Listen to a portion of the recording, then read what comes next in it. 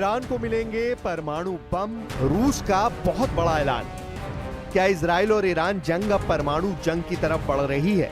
ये दावे इसलिए किए जा रहे हैं क्योंकि अब चीन के साथ साथ रूस खुलकर ईरान के समर्थन में कूद पड़ा है। हम आपको दिखाने जा रहे हैं कि कैसे राष्ट्रपति पुतिन के बेहद करीबी रूस के पूर्व राष्ट्रपति और वर्तमान में रूसी सुरक्षा परिषद के उपाध्यक्ष दिमित्री मेदवेदेव ने ऐलान कर दिया है कि अगर जरूरत पड़ी तो ईरान को परमाणु बम मिल सकते हैं। दिमित्री मेदवेदेव ने ये नहीं बताया कि ईरान को ये परमाणु बम कौन सा देश देगा, लेकिन इतना जरूर कहा है कि दुनिया में कई ऐसे देश हैं जो ईरान को परमाणु हथियार दे सकते हैं। राष्ट्रपति पुतिन के राइट हैंड दिमित्री मेदवेदेव के इस बयान से अमेरिका और इजराइल में एटमी खौफ पैदा हो गया है।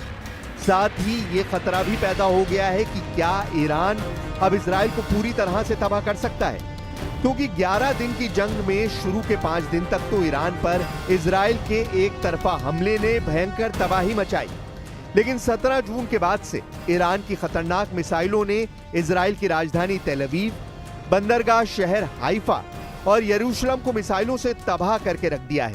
2000 किलोमीटर दूर से ईरान जिस तरह से अपने दम पर इजराइल पर हमला कर रहा है, उससे ये साबित हो रहा है कि ईरान लंबी जंग की तैयारी कर चुका है और अब रूस की शह पर अगर ईरान को परमाणु हथियार मिल गए तो फिर अमेरिका और इजराइल एक सर्वनाश जंग में फंस जाएंगे। ईरान की तरफ से जो बैलिस्टिक मिसाइल इस्तेमाल किए जा रहे हैं उनमें कितनी क्षमता है, उनमें कितनी ताकत है, पहले आपको मैं दिखाने की कोशिश करूंगा। ये पूरा एरिया जो है ये यहाँ पे मुतासिर हुआ है और 40 के करीब मकान बताया जा रहा है कि डैमेज हुए हैं और पार्शल डैमेज 10-20 मकान हुए हैं और थोड़ा सा नुकसान बाकी मकानों को हुआ है। कुल मिला के 400 मकान जो हैं इस अटैक की जद में आए हैं। मैं दिखाने की कोशिश करूंगा। तो ये आप देख सकते हैं कि किस तरीके की तबाही यहाँ पे हुई है। इर्द गिर्द बहुत ज्यादा इसका ये जो है असर रहा है इस मिसाइल का, क्योंकि जो आयरन डोम है, आयरन डोम उस मिसाइल को इंटरसेप्ट नहीं कर पाया।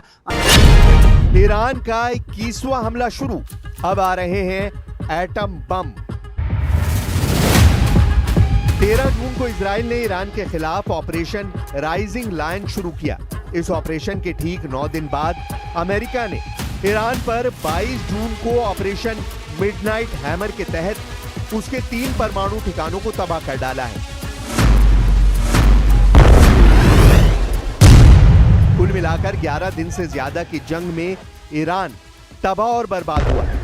लेकिन इस बीच ईरान ने जिस तरह से इजराइल पर 600 के करीब बैलिस्टिक मिसाइलों से हमला किया है, उसने पूरे इजराइल में कोहराम मचा दिया है। यहां तक कि ईरान ने 1000 से ज्यादा ड्रोन से भी इजराइल में भारी गदर मचाया है। लेकिन कुल मिलाकर इजराइल और अमेरिका दोनों के हमलों से ईरान को कहीं ज्यादा नुकसान हो चुका है। 20 से ज्यादा टॉप जनरल और कमांडर ईरान के मारे जा चुके हैं। 9 से ज्यादा ईरान के परमाणु वैज्ञानिकों और विशेषज्ञों को इजरायली सेना 13 से 14 जून के बीच मार चुकी है। ऐसे हालात में ईरान अब आत्मघाती मोड में आ चुका है और इसमें उसका साथ दे रहे हैं रूस और चीन। इस वक्त ईरान ने इजराइल पर 21वां बड़ा मिसाइल हमला शुरू किया है, जिसकी शुरुआत 15 बैलिस्टिक मिसाइलों से की गई है। हम आपको इन हमलों की पूरी डिटेल बताएंगे, लेकिन उससे पहले ये जान लीजिए कि रूस और ईरान के बीच इजराइल और अमेरिका से मुकाबला करने के लिए क्या प्लानिंग बन रही है। ईरान के विदेश मंत्री अब्बास अराक्ची ने मॉस्को में पुतिन से मुलाकात की है। दावा किया जा रहा है कि ईरान के विदेश मंत्री और पुतिन की इस मुलाकात के बाद जंग में कई कड़े कदम देखने को मिल सकते हैं। रॉयटर्स के दावों के मुताबिक ईरान के सर्वोच्च नेता अयातुल्लाह अली खामनेई ने रूसी राष्ट्रपति व्लादिमीर पुतिन को पत्र लिखकर अधिक सहायता की मांग की है।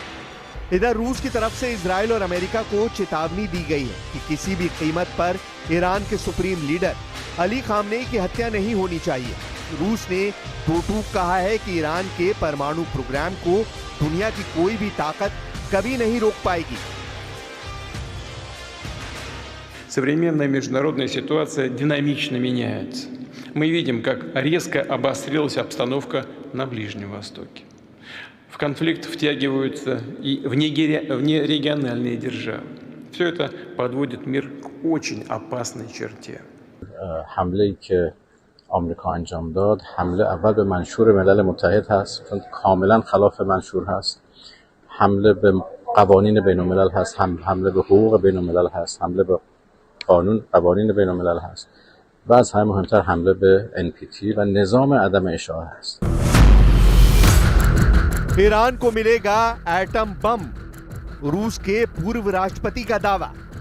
जंग में आए इस नए घटनाक्रम से अमेरिका और इजराइल पर गहरा संकट आने जा रहा है।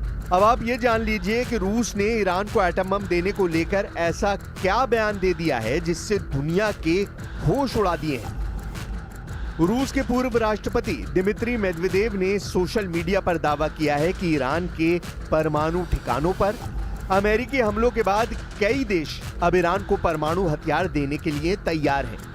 यानी दिमित्री मेदवेदेव के मुताबिक दुनिया में कई परमाणु संपन्न ऐसे देश हैं जो ईरान को जंग के लिए गुपचुप तरीके से परमाणु हथियार दे सकते हैं। एक्स पर एक पोस्ट में मेदवेदेव ने सुझाव दिया कि इस्फहान, नतांज और फोर्दो में 3 साइटों पर संयुक्त राज्य अमेरिका के हमलों का उल्टा असर हुआ है और अमेरिकी राष्ट्रपति डोनाल्ड ट्रंप ने जो हासिल करने का लक्ष्य रखा था उसके विपरीत परिणाम सामने आए हैं। मेदवेदेव के मुताबिक परमाणु सामग्री का संवर्धन, और अब हम इसे स्पष्ट रूप से कह सकते हैं, परमाणु हथियारों का भविष्य का उत्पादन जारी रहेगा। दिमित्री मेदवेदेव ने जिस तरह से ईरान को परमाणु बम देने को लेकर बयान दिया है, उसने अमेरिका और इजराइल को हिलाकर रख दिया है। ईरान ने जो एक के बाद एक 40 बैलिस्टिक मिसाइल दागे, उसका नतीजा ये है। यहाँ पे अंडरग्राउंड बंकर था, बताया जा रहा है कि वहां पे भी शायद कुछ लोग थे। तो यह आप देख सकते हैं डेवेस्टेशन कितनी है और तबाही कितनी है। हालांकि यहाँ खतरा मुझे जरूर लग रहा है क्योंकि नीचे से बहुत डीप तबाही हुई है और इर्द गिर्द जितने भी घर हैं इनकी हर साइड से जितने भी मकान हैं इनकी बर्बादी हुई है और ये पूरा एरिया तबाह हुआ है। और जो हमें इंफॉर्मेशन मिली है ऑफिशियल से कुछ बात करके, उसके मुताबिक करीब 400 मकानों को नुकसान पहुंचा है। लेकिन इधर इजराइल ने ईरान पर अपने ताजा हमलों में फोर्डो न्यूक्लियर साइट को फिर से निशाना बनाया है। ईरान की तस्नीम न्यूज एजेंसी ने बताया है कि यह हमला ठीक उसी जगह किया गया जहां 22 जून की सुबह अमेरिका ने बंकर बस्टर बम गिराए थे। इजरायली सेना ने 23 जून की सुबह ईरान के 6 airport Mashhad, Tehran, Hamdan, देजफुल, Shahid बख्तरी और तबरीज पर भी ड्रोन हमले किए।